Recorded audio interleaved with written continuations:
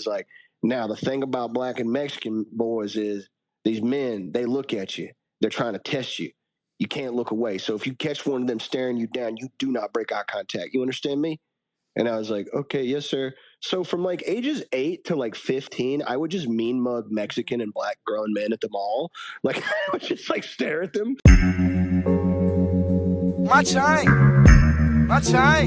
Someone said Jake needs to make amends with his father. Hey, bud, my dad hung himself. Yeah. I cannot make amends with him. Jake's dad committed He's dead as suicide. fuck. He hung himself. Yeah, so he cannot do that. Sorry about your dad, by the way. I've always feel bad about that when you bring it up. Your dad was a great guy, very funny guy. He was. He wasn't a great guy. He was kind of evil. But, he was a pedophile. Oh, dude, I was gonna talk to you about that too. I need to get off the phone because I'm moving that with my lady. But dude, yeah, when I posted that, I posted that your dad got your mom pregnant at like 14 or something. Yeah, my dad was 25 and my mom was 16 when I was born, right? And there was like a when Twitter you were prompt. born. When you were born. Yeah, Very when I was born. Note. Yeah. Yeah, and I posted that on Twitter because the prompt was like, give me your most ridiculous family lore, right? And so I have, as far as I know, the wackiest family lore. So I was like, oh yeah, I remember my mom's 21st birthday. I remember the day she turned 21. I was 5 years old. We went to a bowling alley and she had her first beer. And then my dad showed up and he drank like 6 pitchers of Miller Lite, bowled a 240 and left without saying anything to anybody. And people were like, the post goes viral and people were asking me in my replies, hey, did you ever hold your father accountable for being a pedophile? Like, they're being dead serious, too. They were like, hey, did you ever call out your father? And I was like, well, no, because, first of all, my dad was like a big, nasty redneck motherfucker who would do, bizarre acts of surreal violence to anybody who just, like, looked at him the wrong way. And then 2 was on crack most of his life. So he had a buff. So he had extra strength and speed. And I think the chat is back now. The chat is saying that your dad rocked.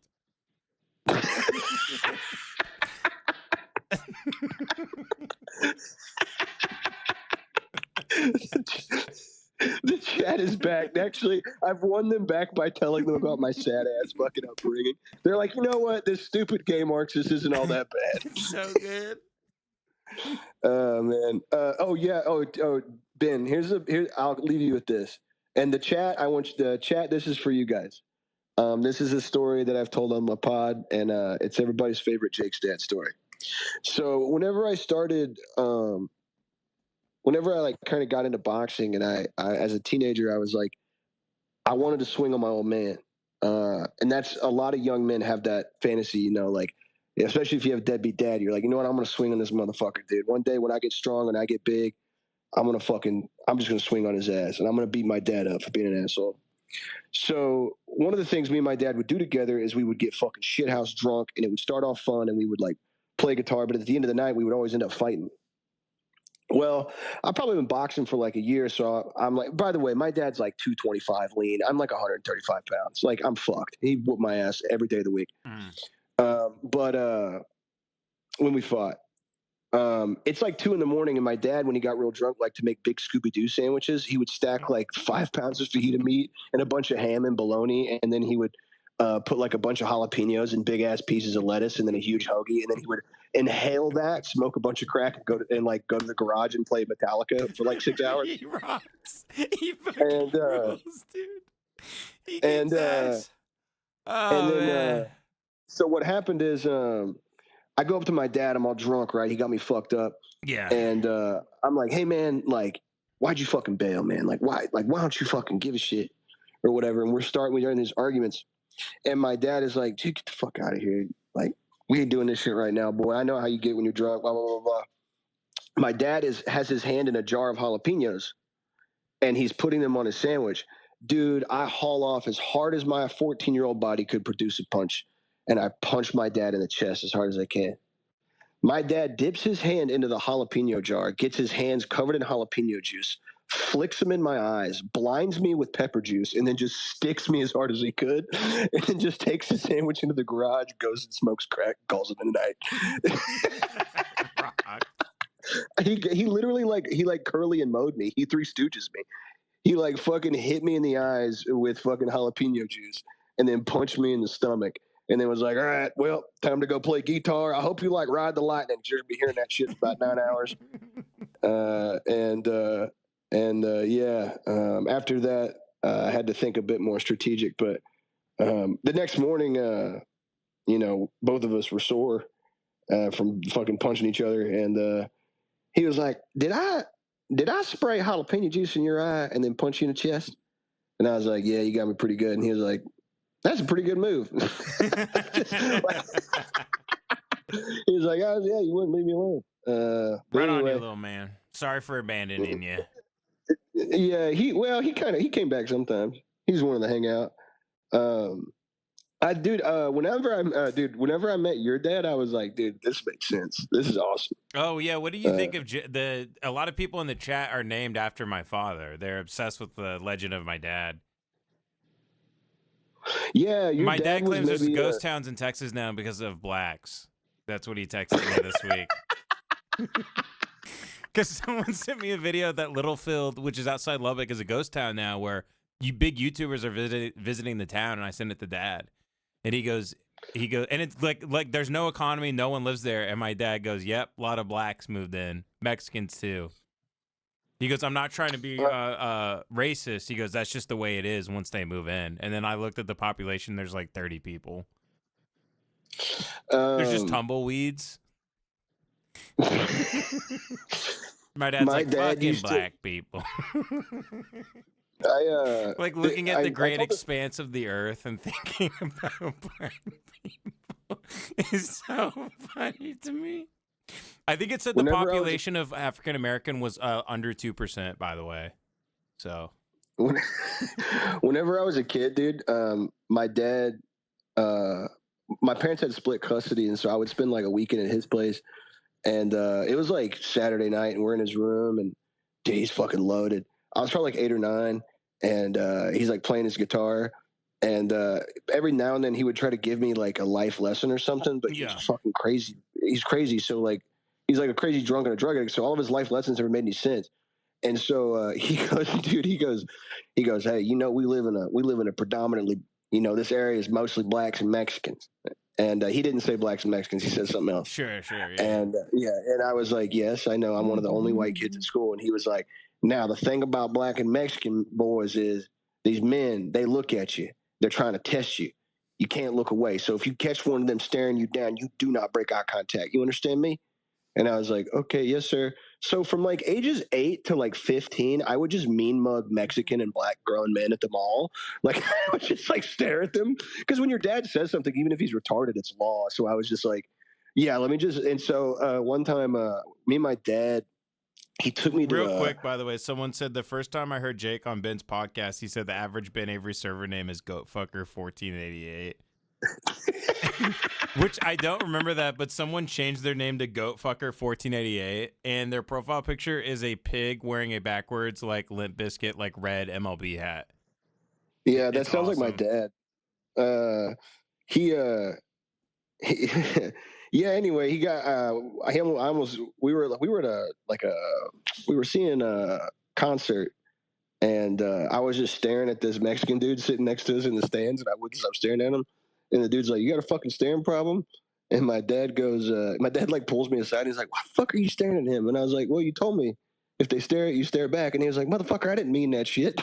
He's like, dude, we are in South Houston. He was like, they will stab you. That's so good.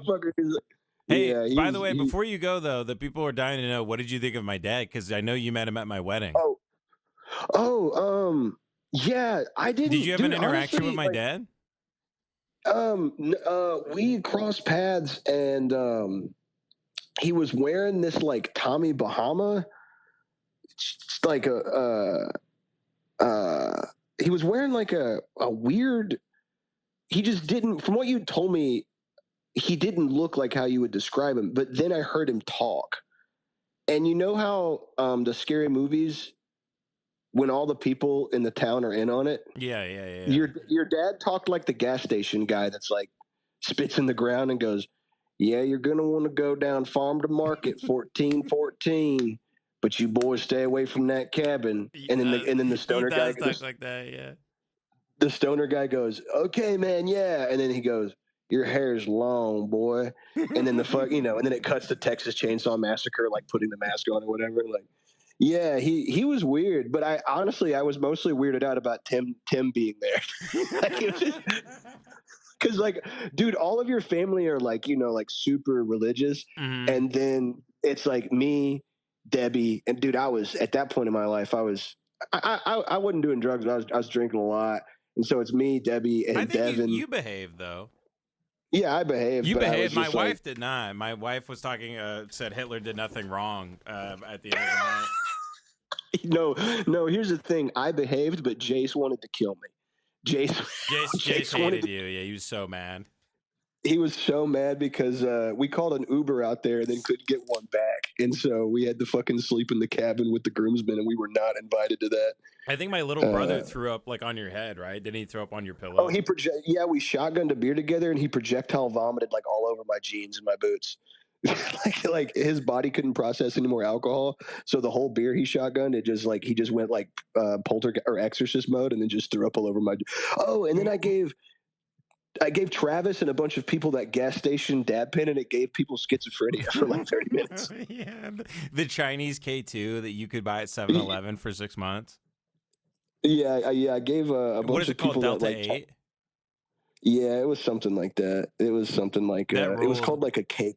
My dad Yeah, that was awesome. probably like my dad is from the generation and where he grew up in West Texas where if he sees a guy like you with hair down to your shoulders, he might think you're a girl. Yeah, that's. I mean, my family is from Jasper. You know, the town where they did that horrible racial hate crime. My dad's Actually, side, I don't when I know. would go, What hate crime? they drug a black man behind a truck until he died. It was very sad. It was very sad. How do you know it was a hate crime? Because it's Jasper and there's Klan country out there. Yeah, but you don't know what's in their heart. Well, I could assume it's mostly probably fat, artery clogged oils. But It is funny that the anyway, judge had to look at it. He goes, "How do we know it was racially motivated?" yeah, the judge has a big handlebar mustache like Sam Elliott. He's like, now how do we know that this was a hate crime How here do in we know Jasper, these Texas? boys don't have love in their heart that did this? Yeah, my family's from there too, and they're like, or my dad's side of the family is, and we don't go over there. I don't associate with them. Same with my mom's side, because as crazy as like my mom and my dad are and were, my extended family is like much worse. They're like, I've told you, they're the doomsday preppers that eat their burgers before they can I know. before the world can end. They eat the Yeah, MREs. They ate them all, and they had to buy more. yeah. MREs like are designed to be like super calorically dense. They're like 8,000 calories per like thing because That's it's so like funny. because if you're like in the field or if you're at war, you need to eat something. You're going to be up for 2 or 3 days or whatever. If you're in a firefight, you need to eat something that's going to keep you going. So I watched my uncle during Hurricane Rita eat 4 MREs. It's like 33,000 calories worth of food. That's so funny. Yeah. Like It's so good. Did you tell me they like shot an AR-15 over their newborn's crib when they were trying to they were spinning shotguns in their living room? didn't they fire through the wall? yeah, they're like Yeah, sorry. when they almost killed his own kid. Yeah. Was he loading his AR-15 in the living room and he Oh shot no, it was through? his son. Oh, okay. My uncle's son, my cousin was. By the way, he's 600 pounds and he can't get through doors no more. So Um, but he. So what happened they're so was. fat. That side of your family's so fat, dude. His son. There's probably I'm not kidding. There's probably 50, 60 guns in the house. Probably I would say easily 1,000 rounds of ammunition, from NATO rounds, 9mm rounds, 40, whatever. They have the whole goddamn shit kid caboodle. Anyway, yeah. For those that don't know, my fat ass cousin was playing. And they live in a Destiny trailer. 2. They live in a trailer. Yeah, they live in a trailer, and he was disassembling and reassembling his new AR-15, and he had never done that before. And he was doing it with fucking rounds in the magazine. And so he popped the round in the magazine and racked the chamber, and then was going to pop the magazine back out, and then blah, blah, blah, because he was watching, I guess, like a YouTube video on it, I think that's the story. Anyway, the round that was still in the chamber, he forgot about, and his finger hits the trigger. It goes through the trailer wood panel, through the drywall, and it lands, dude. The round goes through the wall like 2 feet above the baby's crib. 2 feet above the baby's crib.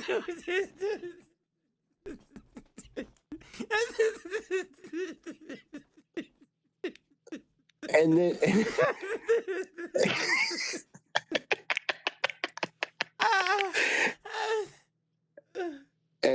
and then the best part of the story is when I asked him about it, he was like, I thought he would approach the conversation with the level of gravitas necessary. And he was like, yeah, I almost blew that boy's head clean off, man. I was shit, I almost killed that boy.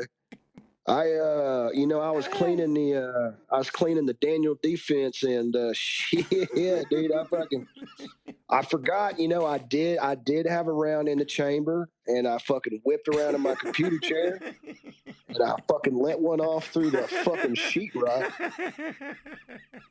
and I damn near shot my own nephew. Smooth off, and fucking, and to this day, dude, I think about them because I don't talk to them no more, and I don't, but yeah, to this day, whenever anybody asks, like, oh, who's gonna be at the wedding, and I'm like, fucking me, and my brother, and my mom, and none of them motherfuckers are coming. I can't have any of those people. I don't even think they make seats big enough at the wedding venue for half the fucking family of mine.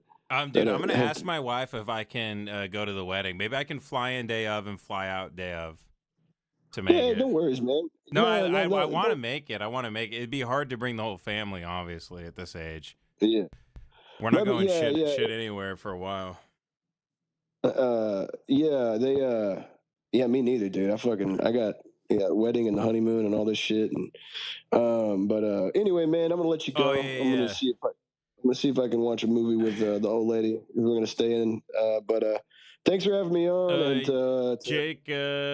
Jake Rhodes, everybody, go follow him at JAKEBRODES on Twitter, and then if you want to listen to Pendejo Time, check it out, patreon.com/Pendejo Time, and free episodes wherever you get your shit, and then listen to Drunk Uncle if you like punk music. All right, peace, guys. Bye. Great to see you, buddy. Talk to you soon. Love you, buddy. Peace. Love you. Bye. Jake Rhodes, everybody, go follow him. Very funny. My chain.